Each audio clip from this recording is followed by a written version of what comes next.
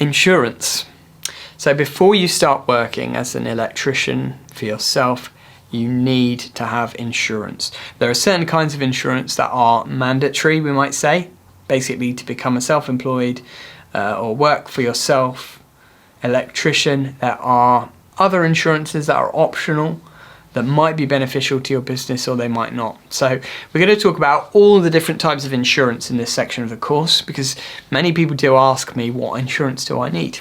How much insurance do I need? And that's a really good question that is important for us to talk about. So for the first type of insurance that you really do need to set up your own business is public liability insurance. That's basically the insurance that covers you if you drop a piece of conduit on the street and somebody trips over it and they sue you for £500,000 because they broke their kneecap. You are liable to a member of the public for that. That is public liability insurance. It covers you for other things as well. If you damaged a customer's property, something like that, if you made a mistake in your work and caused damage, it covers you for those kind of things. And obviously in our trade, when we're working with electricity, we're working in people's houses, so we need to protect ourselves against our own mistakes. Mistakes do happen, accidents do happen, and you need to be insured to protect yourself against if the worst thing does happen. And actually, we're going to talk later on about the competent person schemes. That's the next lesson, but it kind of ties in with this because competent person schemes such as the NIC, EIC and others, they all require you to have a certain level of public liability insurance.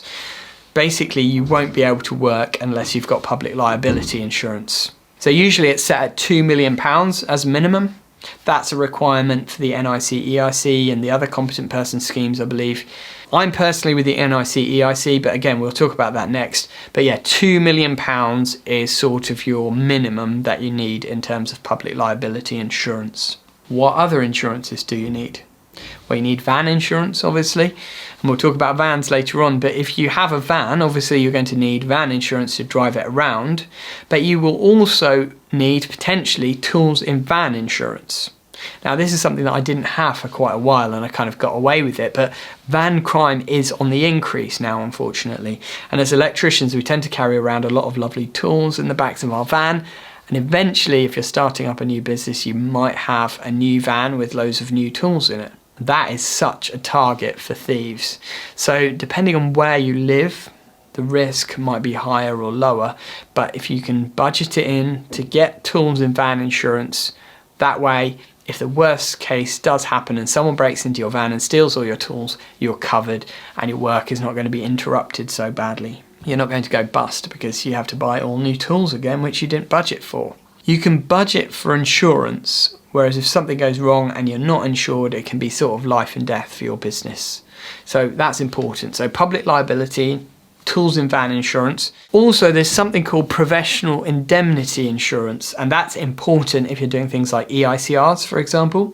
You are giving your professional opinion when you're doing an EICR, and what could happen is someone could question that professional opinion, or they could say you've cost me money because your professional opinion was wrong, and then they could try and sue you. So professional indemnity insurance covers you for that case where somebody wants to sue you because of giving your personal opinion or professional opinion.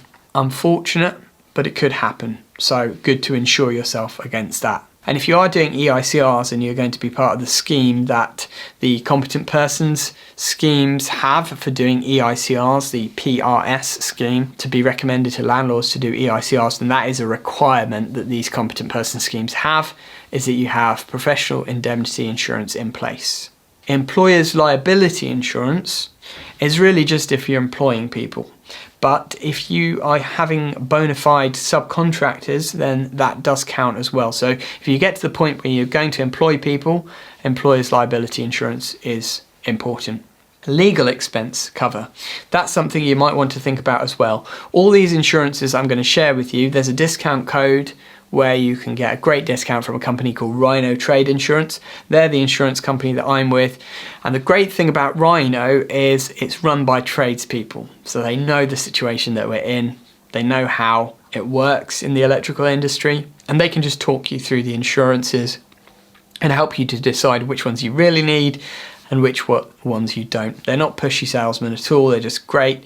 and they're there to help. So I've secured a discount for everyone on this course, a 10% discount if you sign up with Rhino Trade Insurance using our discount code. Hopefully that will help you to get started with them, and there's a link in the notes and the discount code all below there. They also do personal accident insurance, something that I've just taken up again recently because I've just figured that if I have an accident and I can't work, I'm a bit stuffed really. Especially when you're starting out and you're a sole trader, if you can't work, you can't earn any money. It's as simple as that basically. So if you fall off your ladder and break your leg and you're out of action for 6 weeks or 8 weeks, that could again be the difference between the life and death of your business, because you might not have enough money in the bank to survive for 2 months without any income. Whereas if you just budget as part of your monthly budget for your business, if you budget your insurances, even if it costs you 100 quid a month to be insured to the hilt, so that if anything goes wrong, you're covered, that peace of mind in itself, in my opinion, is worth it. Because if anything goes wrong, you're covered and you just don't need to worry. That peace of mind is definitely worth something. And it secures the future of your business, because you know that if something does go wrong that's out of your control, at least it's not going to cause your business to go under. So my recommendation really is to get as much insurance as you need. It's very important. There's also a thing called tax inquiry insurance, which is basically if the tax man comes to inquire about your dealings and you basically have to take a few days off to show them all your accounts and stuff like that, it covers you for that. But again, talk to Rhino Trade Insurance. They'll be able to help you. Links in the course notes. So that's really insurance covered. And the next topic that we're going to discuss then is competent person schemes. And which competent person scheme should you choose?